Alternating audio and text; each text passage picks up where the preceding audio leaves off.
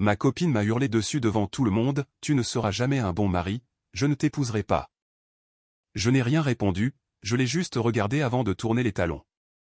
Plus tard ce soir-là, j'ai reçu un message de son ami, « Est-ce que tu sais au moins ce qui s'est passé après ton départ ?» J'ai 29 ans et, jusqu'à il y a 3 semaines, je pensais avoir ma vie toute tracée. J'étais avec Chloé depuis près de 4 ans. Nous nous étions rencontrés à l'anniversaire d'un ami commun, le courant était passé tout de suite et, en 6 mois, on vivait ensemble. Elle était assistante juridique dans un cabinet d'avocats du centre-ville et je travaille dans la gestion logistique. On ne roulait pas sur l'or, mais on était à l'aise. On parlait mariage. On avait même regardé des bagues ensemble à Noël dernier, elle avait repéré ce saphir élégant chez un bijoutier du centre commercial, et j'étais secrètement retourné 2 jours plus tard pour me renseigner sur les facilités de paiement.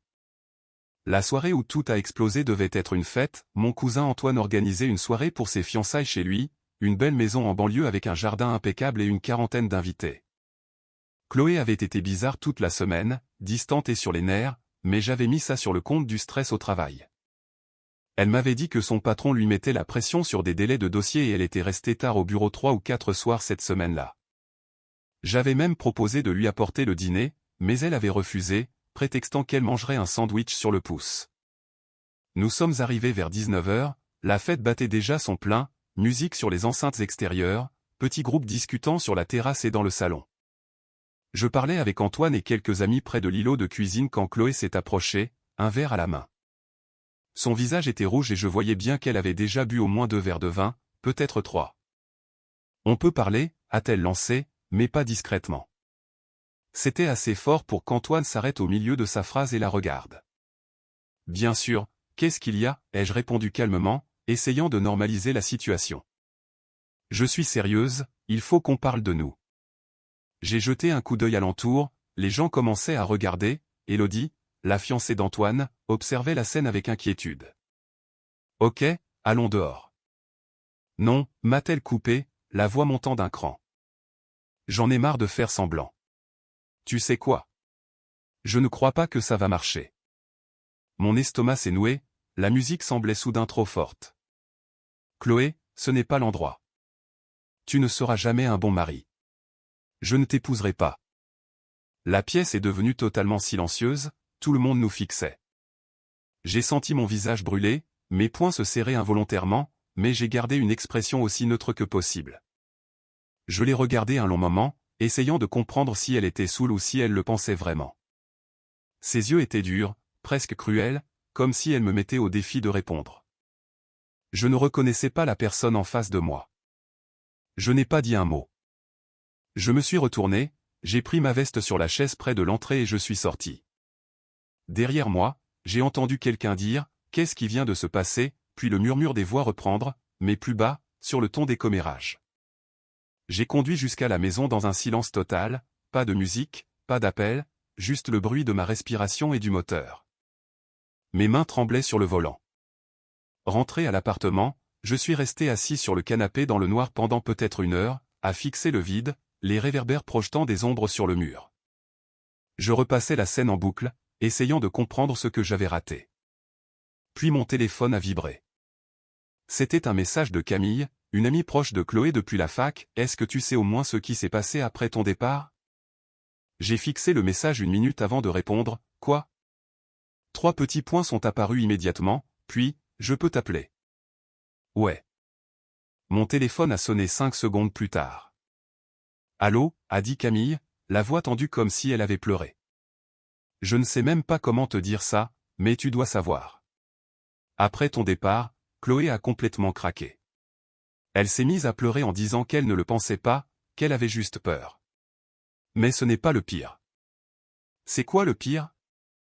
Ma voix sonnait creuse. Camille a hésité, j'entendais le bruit de la fête derrière elle. Le frère d'Antoine, Lucas, était là. Tu connais Lucas?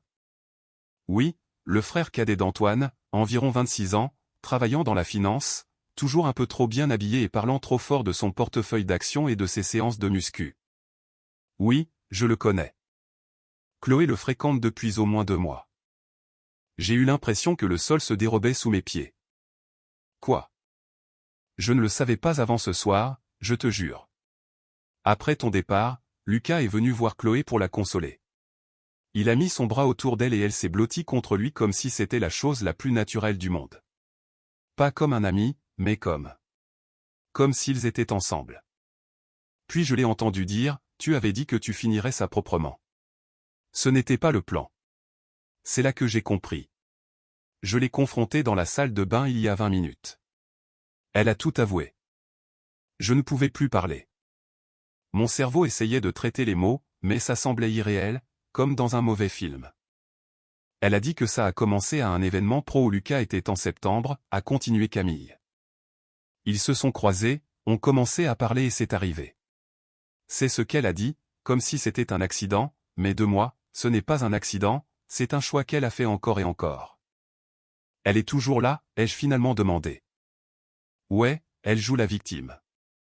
Quelques personnes la consolent, mais honnêtement, la plupart des gens sont mal à l'aise.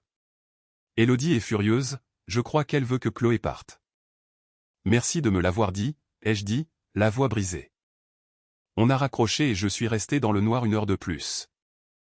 Puis j'ai eu un déclic et j'ai commencé à penser clairement pour la première fois de la soirée. J'ai ouvert mon ordi portable et je me suis connecté à notre compte bancaire joint, celui pour le loyer et les factures. J'ai fait défiler les transactions. Au début, tout semblait normal. Loyer, électricité, courses. Puis j'ai remarqué des débits inconnus.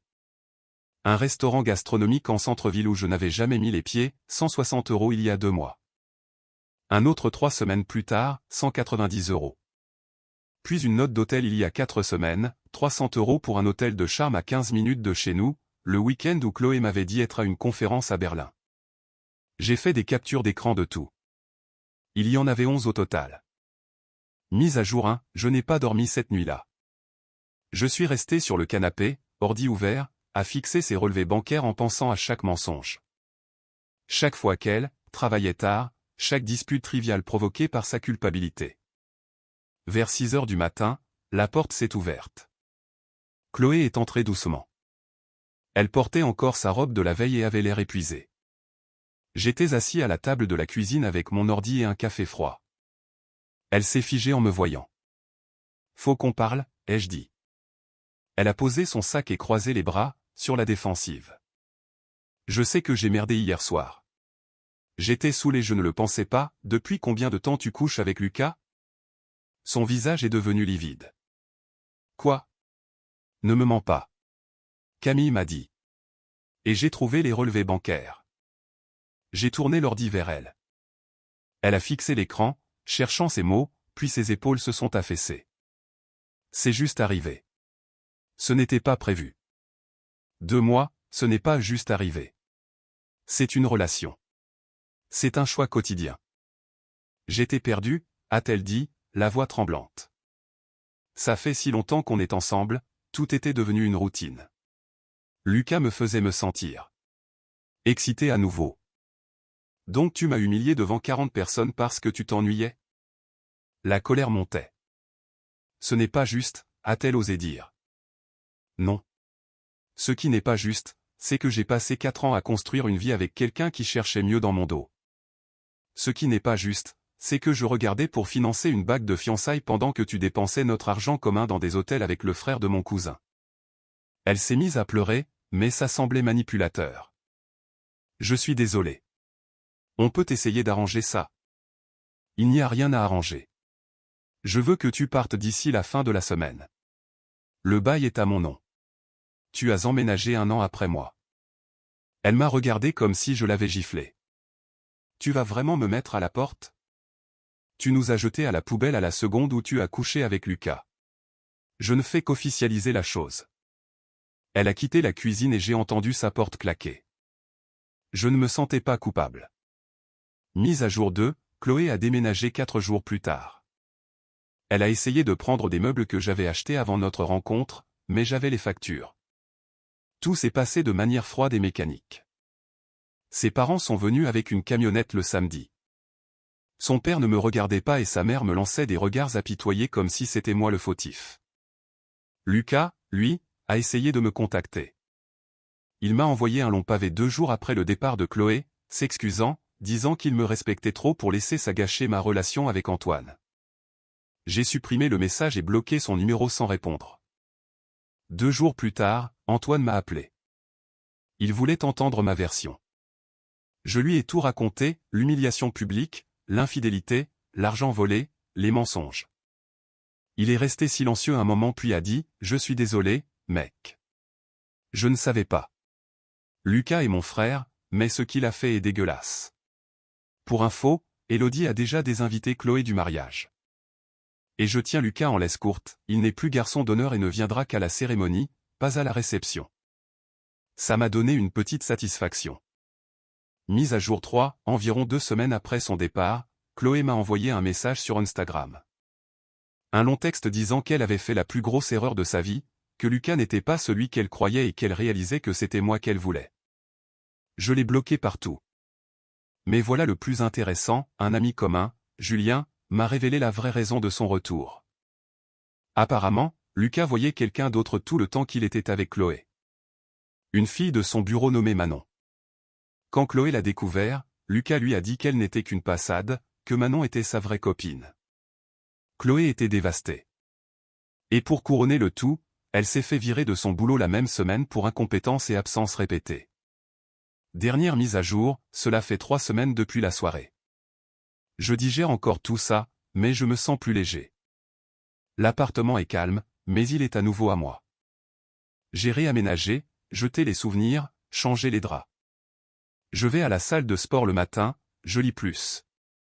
Antoine et moi sommes toujours proches. Son mariage est dans 2 mois, je suis toujours invité et je fais partie du cortège. Lucas ne sera pas à la fête. J'ai appris que Chloé est retournée vivre chez ses parents à 1 heure de la ville, sans emploi. Elle poste des citations tristes sur les réseaux sociaux. Je ne vois personne pour l'instant, je ne suis pas prêt, mais je ne suis pas amer. Je suis soulagé. Soulagé d'avoir découvert ça avant le mariage. Soulagé de ne pas avoir acheté cette bague en saphir. Parfois, je repense à ce moment où elle m'a hurlé dessus. Sur le coup, c'était le pire moment de ma vie. Maintenant, je réalise que c'était un cadeau. Elle m'a montré qui elle était vraiment et j'ai pu partir la tête haute. Certains demandent si j'ai confronté Lucas. Non. Il ne mérite pas mon énergie. Eddie 2, non, je n'ai jamais eu de vraies excuses de Chloé, juste ce message désespéré quand son plan B a échoué. Eddie 3, pour la bague, je ne l'ai jamais achetée. Je comptais faire ma demande à Noël. J'ai vraiment échappé au pire.